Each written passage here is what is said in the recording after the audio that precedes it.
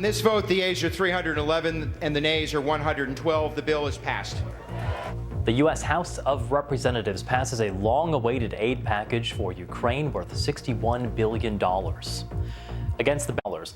If passed by the Senate, the long-awaited funds will provide roughly $23 billion to replenish U.S. weapons, stockpiles, and facilities, more than $11 billion to fund current U.S. military operations in the region, and another $14 billion to help Ukraine buy advanced weapons systems and other defense equipment. Republican House Speaker Mike Johnson, who brought the bill to a vote, said it was the right thing to do. From the Capitol, our news correspondent Helen Humphrey told us more about today's vote. After a rare show of bipartisanship, the U.S. is now one step closer to sending long-awaited aid to Ukraine, along with Israel and the Indo-Pacific region. After this vote from the U.S. House of Representatives, it now heads to the Senate. President Biden has called on senators to advance it swiftly on Tuesday so that it can head to his desk at the Oval Office and he can sign off on it. And the Pentagon, for its part, watching political chaos, political infighting go on, has been trying to pre-position weaponry where it can so that those weapons can head to Ukraine, can head to troops on the ground sooner rather than later, potentially within days as opposed to weeks. But that doesn't rule out the prospect of further political infighting, despite the fact that Congresswoman Nancy Pelosi had called on lawmakers to sign off on this bill for Ukraine. We know that it had been facing resistance from the Republican Party. They had wanted tied to stricter immigration laws, a stricter border security with the US-Mexico border, and that particular vote failed. It needed a two-thirds majority, so that didn't come to pass. And instead, what you saw with the Ukraine bill is that more Republicans voted against it than actually voted in favor of it. And we know that Republican Congresswoman Marjorie Taylor Greene has signaled her intention to potentially oust the Republican House Speaker Mike Johnson over this, filing a motion to vacate. She said that she will not be pulling the trigger on that and forcing a vote on it today, but that's not to say that it couldn't come in the days or weeks ahead. Well, the vote had been delayed for more than 6 months, causing Ukraine to run low on ammunition and lose more territory to invading Russian forces. Ukrainian President Volodymyr Zelensky expressed his gratitude on X, formerly known as Twitter, for the passage of the bill, saying that this decision will keep history on the right track. Here's more of what he said. He said democracy and freedom will always have a global significance and will never fail as long as America helps to protect it. The vital U.S. aid bill passed today by the House will keep the war from expanding, save thousands and thousands of lives, and help both of our nations to become stronger. Our correspondent James Waterhouse has more now from Ukraine. This bill's passing has been met with relief here in Kyiv. It has been a painful, costly 6 months for Ukraine. While this support package, this sizable offering from the US, has got bogged down in Washington, Ukraine has lost men and it has lost territory, with soldiers finding themselves with dwindling ammunition in the face of their larger Russian invaders. This is a big boost for Ukraine. This is a war when good news has been rare for Kyiv of late. This package will provide much needed ammunition, it will provide air defences, and reports suggest it could be arriving, some of it could be arriving within days. So that will certainly be the hope. It is by no means a silver bullet. This does not mean Ukraine is suddenly going to be liberating swathes of territory as it did in 2022. But what it crucially does for Kyiv is that it keeps it in the fight. I think the near-term objective will simply be to try and stem the tide of Russian occupation as it continues to seize hundreds of square kilometres of territory in the east, and where we see Ukrainian cities in an incredibly perilous situation. So it keeps Ukraine in the fight and it keeps the negotiating table at bay. I think this is a huge moment for Ukraine to feel the weight of America's support behind it. The foreign secretary here described it as a bad day for Vladimir Putin.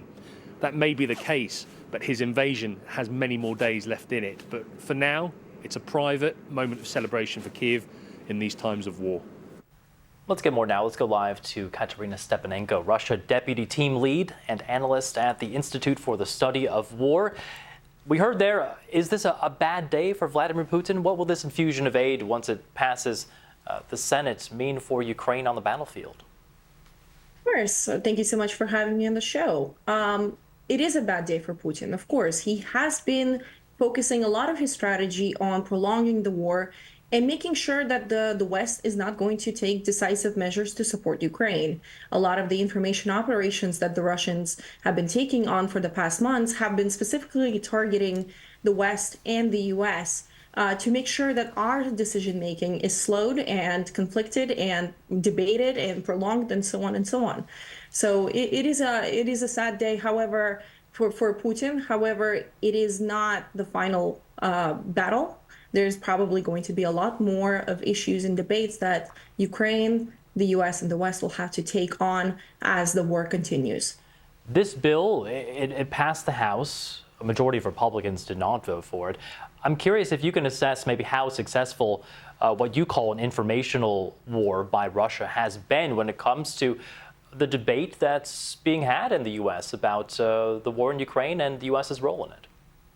Well, I cannot comment on U.S. domestic politics given our institutional policies. I can definitely say that the Russians have been implementing several key narratives to slow down our decision-making, not just in the U.S., but also worldwide.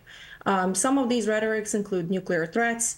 They also push narratives about negotiations, that Russia is ready to negotiate with the West over Ukraine's fate, as well as the rhetoric about not crossing Russia's red lines by having the US or the West provide additional military materiel or long-range artillery systems and other equipment. Is this aid package, do you think, and we know that it's been delayed about 6 months since U.S. President Joe Biden first really requested it. Do you think it's coming too late? How much has Russia been able to take advantage of this delay, take advantage of the rationing of artillery by Ukraine to take more territory on the battlefield? Absolutely, it is coming too late. We are seeing Russians consistently make tactical gains on the battlefield. Since January 1, Russians already captured 360 square kilometers, which is the size of Detroit, across different front lines. We're also seeing Russians increasingly degrade Ukraine's air defense umbrella, and which resulted to pretty devastating losses for Ukrainian energy infrastructure, as well as transportation infrastructure and logistics. So it is coming too late, but hopefully this is going to be a long-term lesson for us on why a protracted war is so important for Russians and why it's beneficial to them.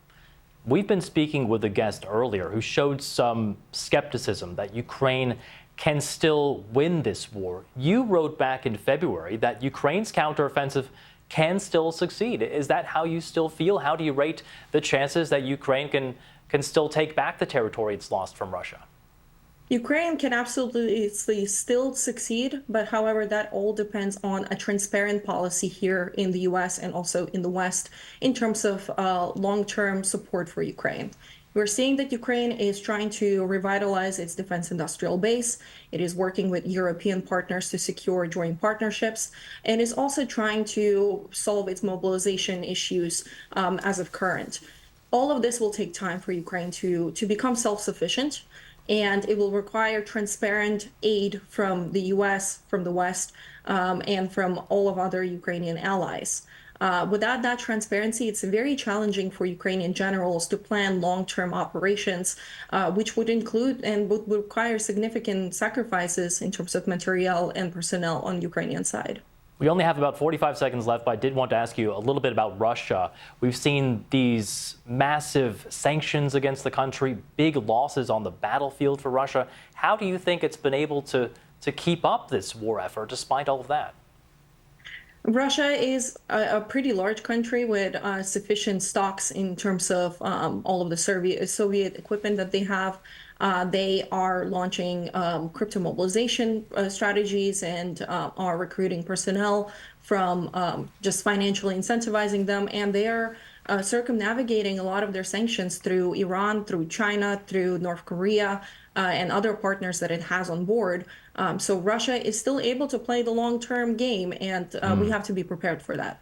Really interesting stuff. Katerina Stepanenko, Russia Deputy Team Lead and Analyst at the Institute for the Study of War. Thank you very much. Thank you.